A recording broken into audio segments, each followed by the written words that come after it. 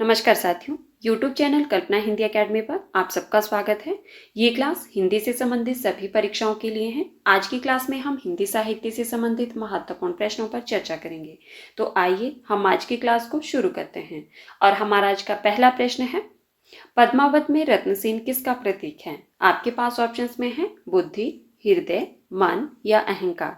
तो इसका सही उत्तर क्या होगा? सभी लोग अपना उत्तर कमेंट बॉक्स में देते रहें। सबसे पहले हम जानते हैं कि जो पद्मावत रचना है, इसके रचनाकार कौन है? मलिक मोहम्मद जायसी जी की रचना है ये। ठीक है, किसकी रचना है? मलिक मोहम्मद जायसी की रचना है 1540 ईस्वी में। अब आपको बताना है कि जो इसमें रत्नसेन है वो किसका प्रतीक है।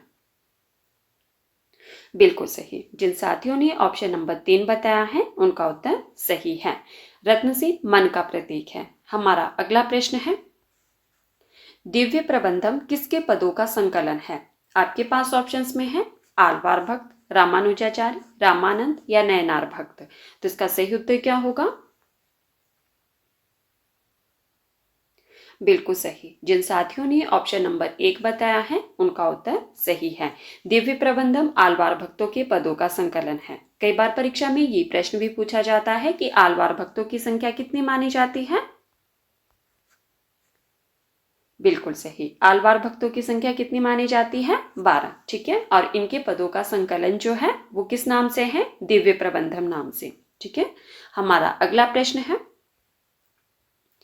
गोरा बादल का संबंध किस काव्य से है? आपके पास ऑप्शंस में है मधुमालती, चित्रावली, पद्मावत या हंस जवाहिर। तो इसका सही उत्तर होगा, बताइए, गोरा बादल का संबंध किस काव्य से है?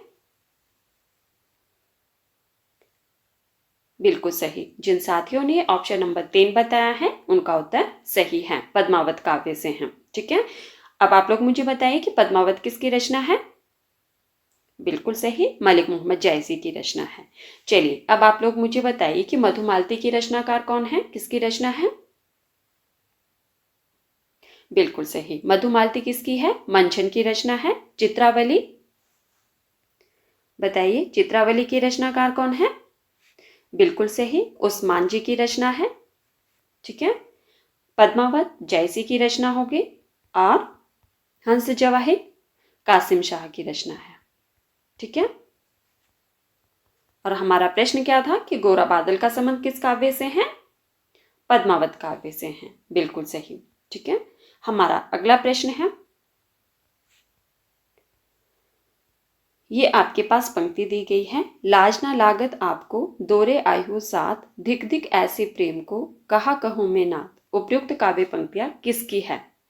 आपके पास ऑप्शंस में है नागमती, हुलसी, रत्नावली या मीराबाई। तो इसका सही उत्तर क्या होगा? बताइए, ये पंक्तियां किसने कही है? लाज ना लागत आपको दोरे आयु साथ, धिक धिक ऐसे प्रेम को कहा कहूं मैं नाथ। बिल्कुल सही। जिन साथियों ने ऑप्शन नंबर 3 बताया है उनका उत्तर सही है। किसने कही है ये पंक्तियां? रत्नावली ने। ठीक है, हमारा अगला प्रश्न है,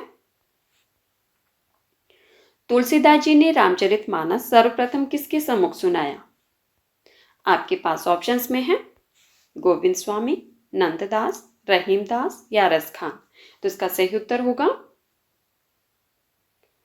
बताइए, तुलसीदास जी ने रामचरितमानस सर्वप्रथम किसके सम्मुख सुनाया था?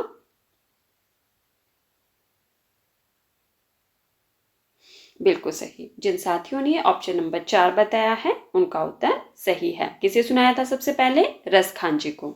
ठीक है, हमारा अगला प्रश्न है, साथियों अगर आपको क्लास पसंद आए तो प्लीज़ वीडियो को लाइक कर देना और वीडियो को हाइप भी करना, और अगर हो सके तो प्लीज़ वीडियो को ज़्यादा से ज़्यादा शेयर भी कर देना। हमारा अगला प्रश्न है, अकबर का समकालीन होते हुए भी कौन से कवि का आईने अकबरी में उल्लेख नहीं है? प्रश्न को ध्यान से सुनना। प्रश्न में पूछा गया है कि अकबर का समकालीन होते हुए भी कौन से कवि का आईने अकबरी में उल्लेख नहीं मिलता है? आपके पास ऑप्शंस में है रामदास, सूरदास, तुलसीदास या तानसेन। तो इसका सही उत्तर क्या होगा?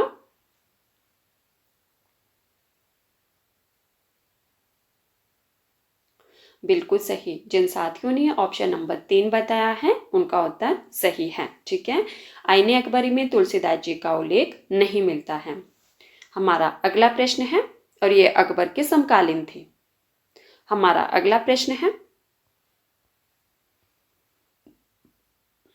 निम्न में से ध्रुवदास की रचना कौन सी है? आपके पास ऑप्शंस में है ध्रुवचरित, दशलोकी, भक्त नामावली या सुदामा चरित। तो इसका सही उत्तर क्या होगा? बताइए, इनमें से कौन सी रचना ध्रुवदास जी की है?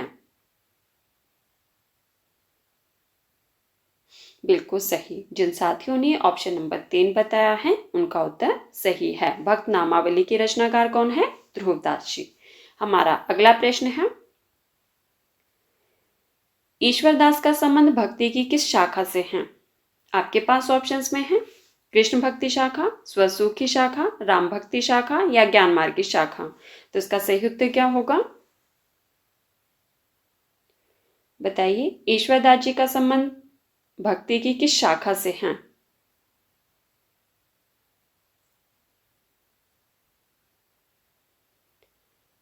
बिल्कुल सही। जिन साथियों ने ऑप्शन नंबर 3 बताया है उनका उत्तर सही है, राम भक्ति शाखा से। ठीक है, हमारा अगला प्रश्न है,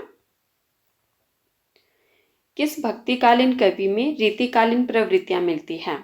क्या प्रश्न पूछा गया है कि किस भक्तिकालीन कवि में रीतिकालीन प्रवृत्तियां मिलती हैं? आपके पास ऑप्शंस में है केशवदास, अग्रदास, नंददास या ईश्वरदास। तो इसका सही उत्तर क्या होगा? प्रवृत्तियां मतलब विशेषताएं मिलती हैं। किस कवि में रीतिकालीन जो विशेषताएं हैं वो किस कवि में मिलती है? तो बताइए, इसका सही उत्तर क्या होगा? बिल्कुल सही। जिन साथियों ने ऑप्शन नंबर 1 बताया है उनका उत्तर सही है, केशवदास। हमारा अगला प्रश्न है, दादू दयाल की शिष्य परंपरा के किस संत ने सत्यनामित संप्रदाय चलाया? आपके पास ऑप्शंस में है सुंदरदास, संतदास, जगजीवन दास या मलुकदास। तो इसका सही उत्तर होगा, दादू दयाल की शिष्य परंपरा में किस संत ने सत्यनामी संप्रदाय चलाया? बिल्कुल सही। जिन साथियों ने ऑप्शन नंबर 3 बताया है उनका उत्तर सही है, जगजीवन दास जी ने। ठीक है, हमारा अगला प्रश्न है, तुलसीदास के इष्ट देव हैं। आपके पास ऑप्शंस में है विष्णु के अवतार राम, मर्यादा पुरुषोत्तम राम, परब्रह्मा स्वरूप राम या इनमें से कोई नहीं। तो इसका सही उत्तर क्या होगा? बताइए, जो तुलसीदास जी थे इनके इष्ट देव कौन माने जाते हैं? विष्णु के अवतार राम, मर्यादा पुरुषोत्तम राम, परब्रह्म स्वरूप राम या इनमें से कोई नहीं। तो इसका सही उत्तर होगा,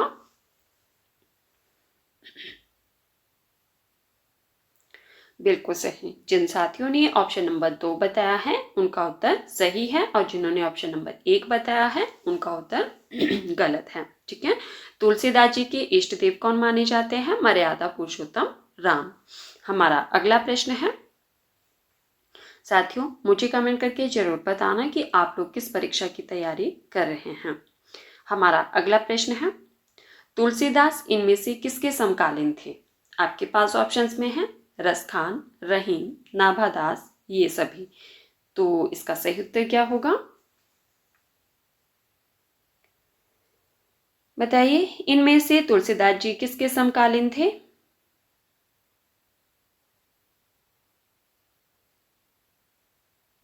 बिल्कुल सही। जिन साथियों ने ऑप्शन नंबर 3 बताया है उनका उत्तर सही है, नाभादास जी के समकालीन थे तुलसीदास जी। हमारा अगला प्रश्न है, काशी में हम प्रकट भय रामानंद चेताए, किसका कथन है? किसकी पंक्ति है ये? आपके पास ऑप्शंस में है रैदास, तुलसीदास, कबीरदास या सूरदास। तो इसका सही उत्तर होगा, काशी में हम प्रकट भय रामानंद चेताए, किसकी पंक्ति है?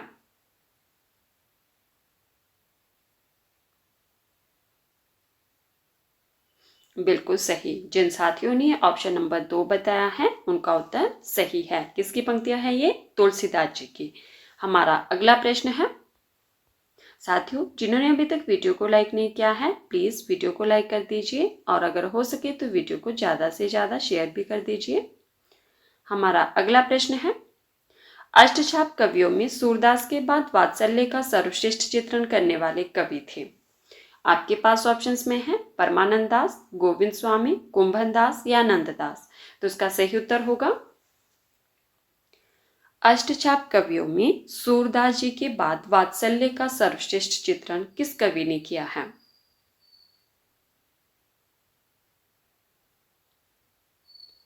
बिल्कुल सही। जिन साथियों ने ऑप्शन नंबर 1 बताया है उनका उत्तर सही है। किसने किया है इनमें से? परमानंद दास जी ने।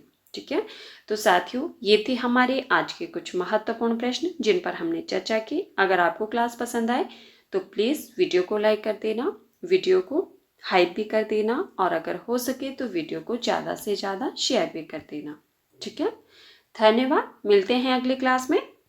इससे आगे वाले प्रश्नों पर हम नेक्स्ट क्लास में चर्चा करेंगे। ठीक है, धन्यवाद।